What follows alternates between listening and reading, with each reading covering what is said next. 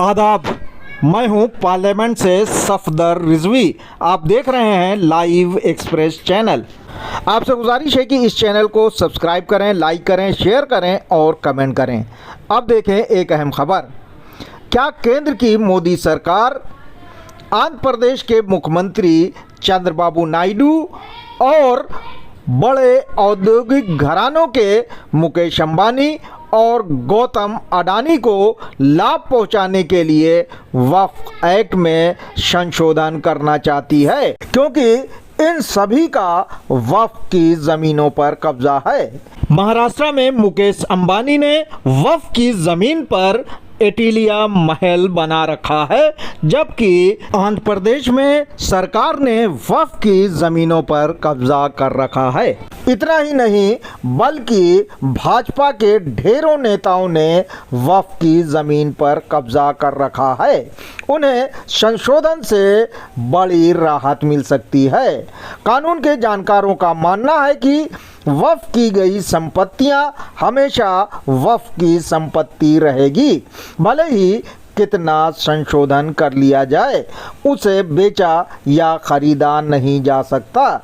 ऐसा इसलिए क्योंकि वो संपत्ति उनके बुजुर्गों ने वक्फ या दान की है, इसलिए उस पर दूसरा कोई अधिकार नहीं जता सकता। इसके अलावा वाकिफ के उद्देश्यों को भी नज़रअंदाज नहीं किया जा सकता।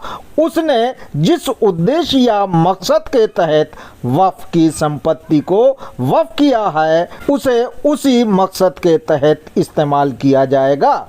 वक्फ एक्ट में प्रस्तावित संशोधनों को लेकर हमने वक्फ काउंसिल के पूर्व सदस्य और सीनियर एडवोकेट एजाज अब्बास नकवी से बात की।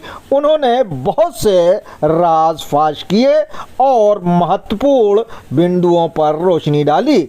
सुने उनके साथ हुई बातचीत के अहम हिस्से। कौन सा ऐसा ये जो है अमेंडमेंट ले आए जिससे जो है वक्फ की प्रॉपर्टी को दूसरों को खरीदने और बेचने में आसानी हो सकती है? क्या ऐसा पॉसिबल है? देखिए, इनका टारगेट जो है सेक्शन 9 वक्फ काउंसिल को कमजोर करना है, जो कि वक्फ का कानून को स्ट्रांग बनाती है। वक्फ बोर्ड को कमजोर करना है, जो कि खरीद फरोख्त में बैठक करती, मीटिंग करती है। और दूसरा, प्रॉपर्टी की एलिमिनेशन के खिलाफ जो सेक्शन है 56 है, 52 है, उसको कमजोर करना है ताकि प्रॉपर्टियां बेची जा सके। उनका ये मकसद है, सिर्फ यही मकसद है और सिर्फ एक ही मकसद है, वक्फ की संपत्तियों को बेचा जा सके या जिसने कब्जा किया हुआ है उसके। ऐसा कभी नहीं हो सकता है, क्योंकि वो मंशे वाकिफ के ऊपर डिपेंड है। मंशे वाकिफ ने जिसने भी वक्फ किया है उसको रसूल खुदा ने उसको मालिक माना है, तो आप उसको वही अपनी बात की क़यामत तक या उसके बाद तक मान सकते हैं कि वो वक्फ ही रहेगी। क़यामत के दिन जल भी जाएगी तो भी वो वक्फ ही रहेगी, लेकिन उसमें किसी का इंटरफेरेंस नहीं हो सकता है।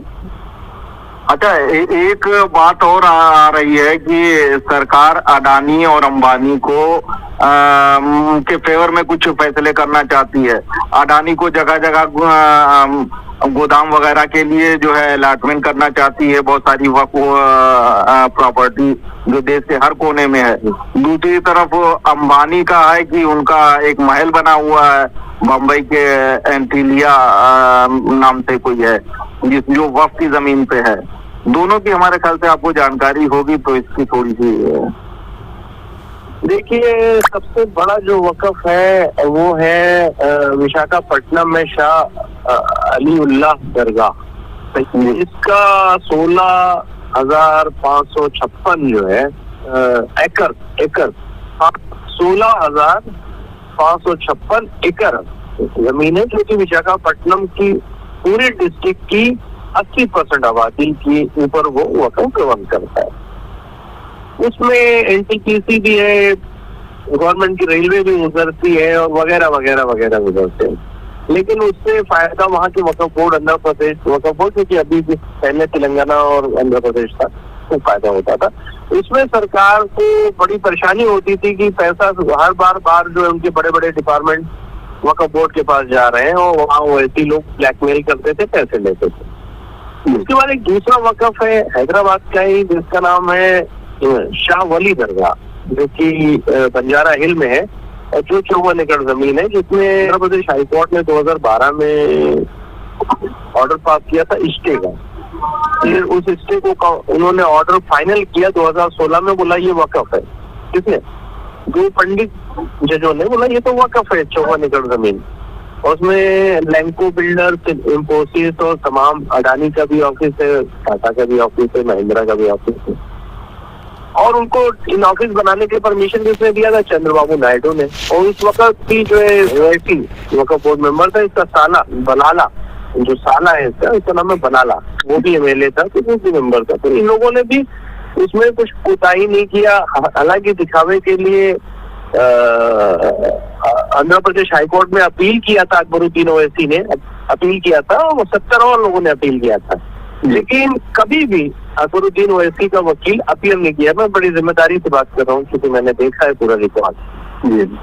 इसके अलावा महाराष्ट्र में भी कहीं अंदर औरंगाबाद में वक्फ है, जिसमें एक पंडित ने कब्जा किया हुआ है शाहजहां की मस्जिद जो है, जिसका नाम है नाम दूधाधारी मस्जिद, जो नासिक में है, रेलवे स्टेशन के सामने। 27 एकड़ जमीन है, उसमें भी टावर बना दिया, उसका भी केस चालू है, लेकिन स्टे होने के बावजूद बनता रहता है।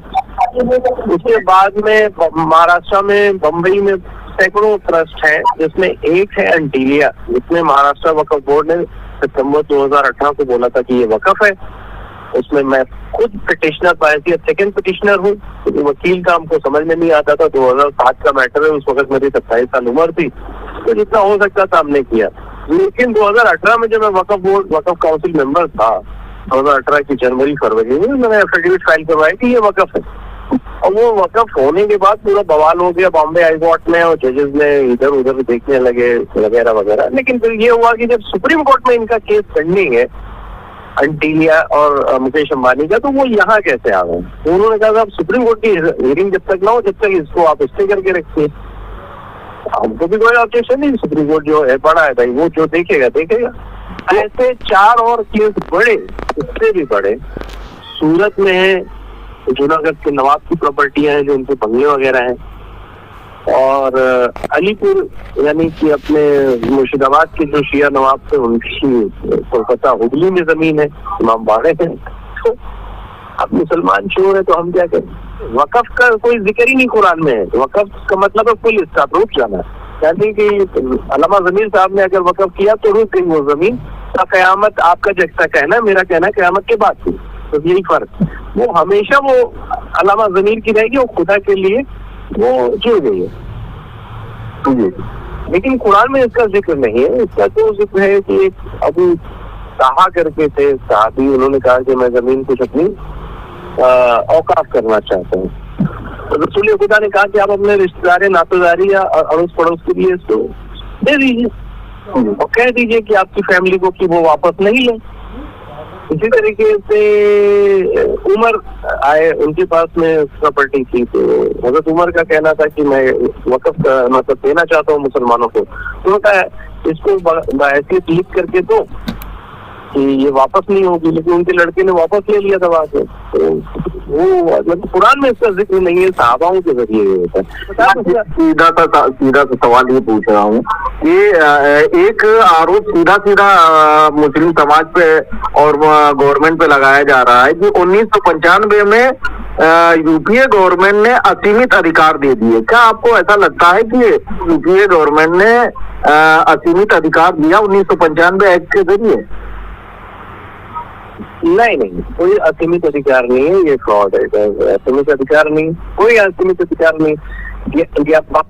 12 महीने का एग्रीमेंट भी अगर आप वक्फ की प्रॉपर्टी का बनाइए तो आपको बना करके महाराष्ट्र या जो भी स्टेट गवर्नमेंट है उसको माइनॉरिटी डिपार्टमेंट को देना पड़ता है, फिर वो नोटिफाई करे तभी वो प्रॉपर्टी जो है भाड़े पे चढ़ सकती है। कोई भी दिक्कत 11 महीने तक वक्फ बोर्ड दे सकता है, ये मुतवल्ली दे सकता है, लेकिन 11 महीने के बाद अगर 12 महीने का एग्रीमेंट भी बनाना है तो वक्फ लीज रूल 2014 में जो हम लोग के रहते हुए प्रतिपादित हुआ कि रेंट कंट्रोल एक्ट नहीं रहेगा, तो उसमें बिना स्टेट गवर्नमेंट के परमिशन के कुछ नहीं होता है।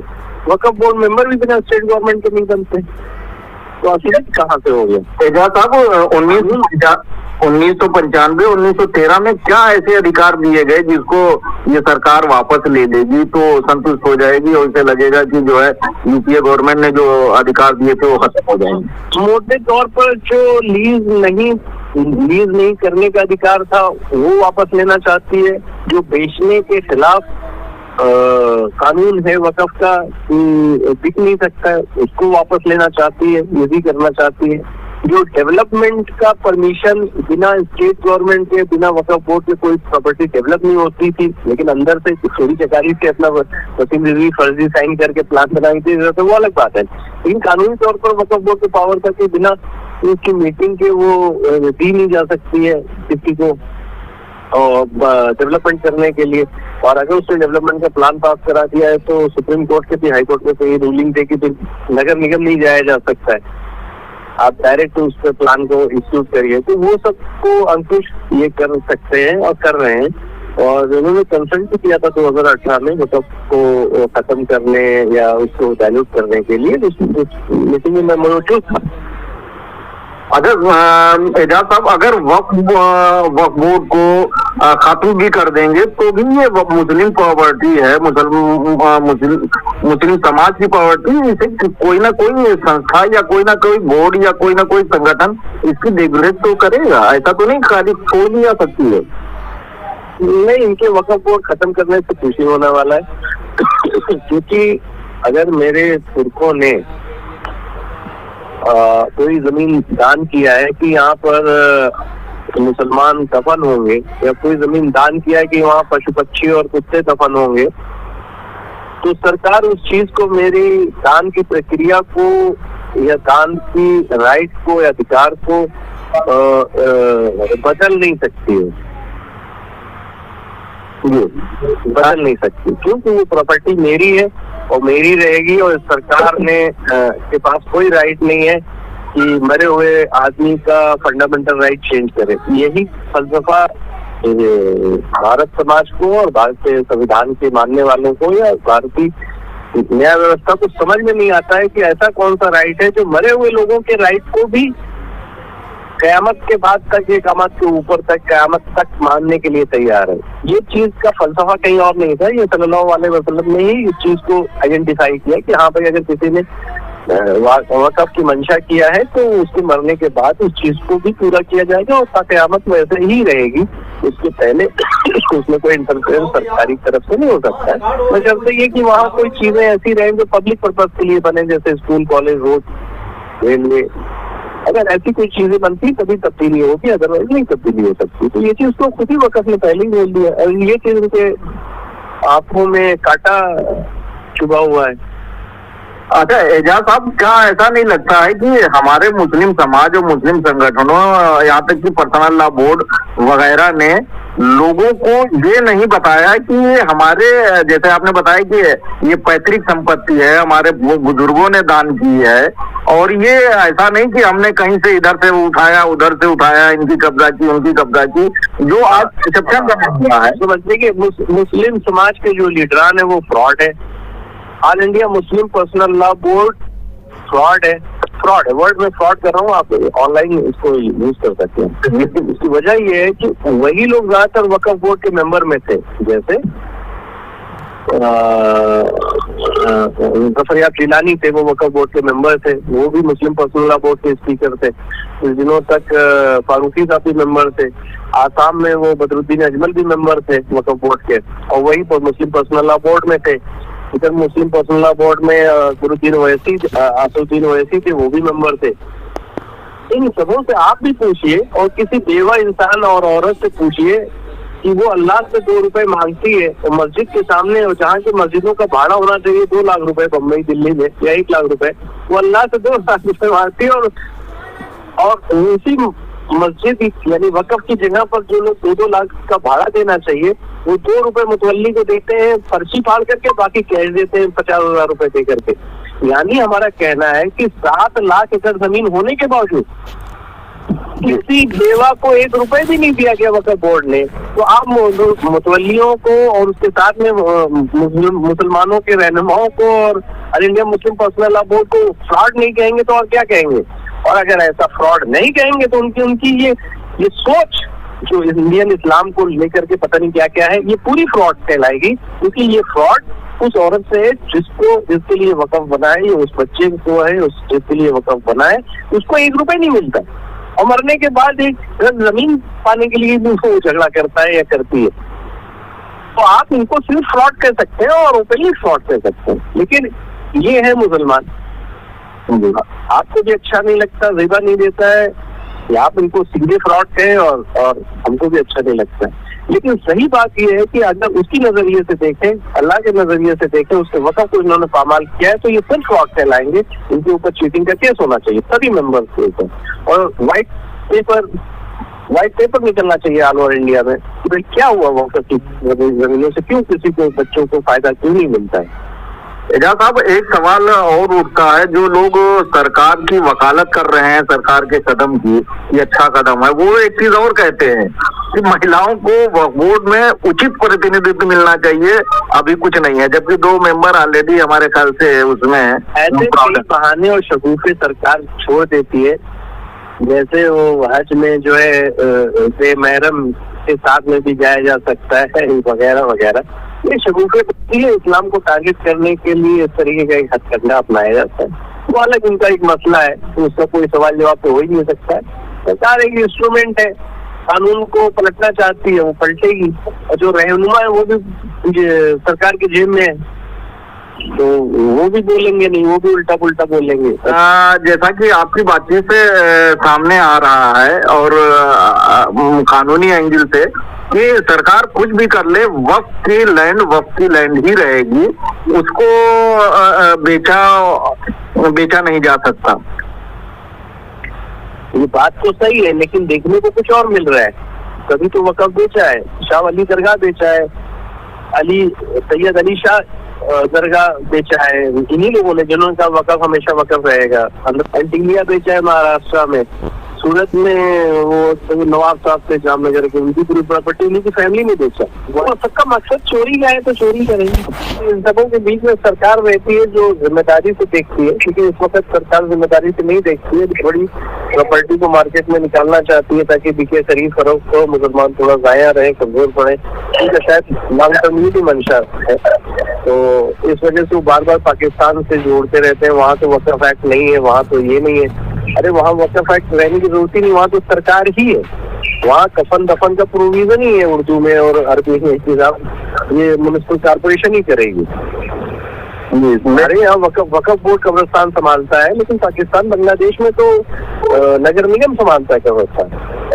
सही, तो इसलिए हमको एक्ट की जरूरत है, वहाँ पर एक्ट की जरूरत नहीं। बहरहाल केंद्र सरकार ने वक्फ बिल संशोधन का ड्राफ्ट जारी कर दिया है, जिसमें 44 संशोधन किए जाने की तरफ इशारा किया है। सांसदों और मुसलमानों को इस बिल का इंतज़ार है। ऐसा माना जा रहा है कि सरकार अल्पसंख्यकों को उलझाने और वक्फ की ज़मीनों पर कब्जा करवाने के लिए ये बिल ला रही है। इस बिल से मुस्लिम समाज को कोई लाभ नहीं होने वाला है, क्योंकि इसमें इस बाबत कोई संशोधन नहीं किया गया है कि वक्फ की ज़मीनों से अवैध कब्जे कैसे हटवाए जाएंगे और कब्जा करने वालों से किराया कैसे दिलवाया जाएगा। आज के समय में ढेरों मुस्लिम नेताओं ने वक्फ की ज़मीनों पर कब्जा कर रखा है, उसे कैसे हटवाया जाएगा इस बारे में भी कोई संकेत नहीं दिया गया है। इससे वक्फ को करोड़ों रुपए का नुकसान हो रहा है। सरकार को मुस्लिम समाज का हित देखते हुए वक्फ बिल में संशोधन करना चाहिए, जिससे वक्फ बोर्डों की आमदनी बढ़ सके और गरीबों के लिए कल्याणकारी योजनाएं चलाई जा सके। आपसे गुजारिश है कि इस चैनल को सब्सक्राइब करें, लाइक करें, शेयर करें और कमेंट करें।